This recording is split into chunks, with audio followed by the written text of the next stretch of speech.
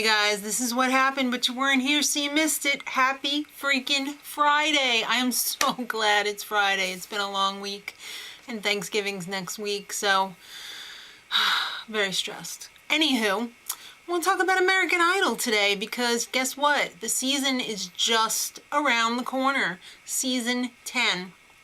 It officially starts on January 12th. So there has been some changes. I mean, big changes already because Simon has left.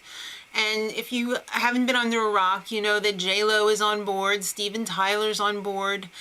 They pretty much cleaned house except for Randy and Ryan. So the big news is they are getting rid of the top 24.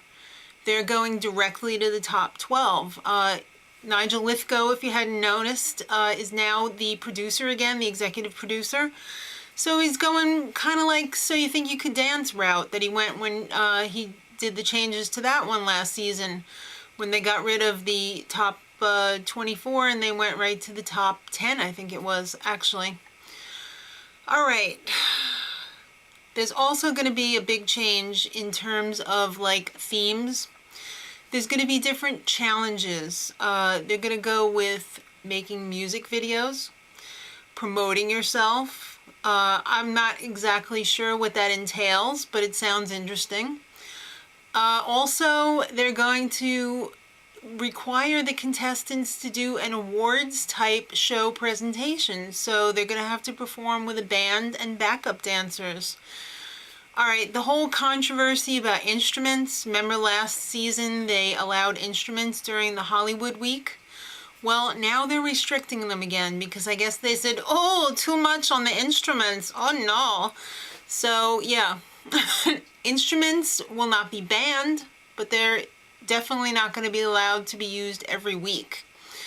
All right, the judges. Let's talk about the judges for a minute. They're not going to be smarmy like Simon was. Apparently, there's been some clips shown around on interview shows, and Randy is actually trying to be useful this season.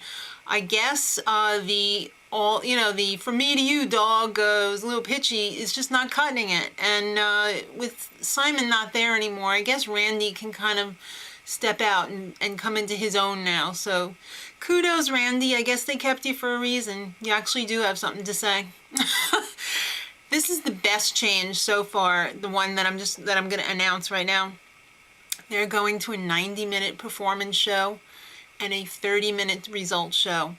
Thank you for cutting the fat, especially on the results show, because you know what? An hour was way too long just to announce who was getting cut.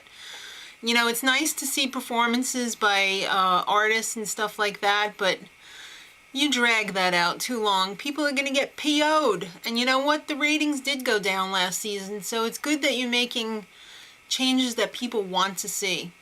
All right, on another note, J-Lo does not want any of the contestants singing her song. She's blocking them from performing it on the show, which I think is probably a good thing because you don't want to show any favoritism towards any of the contestants, especially when you're the judge, Cara.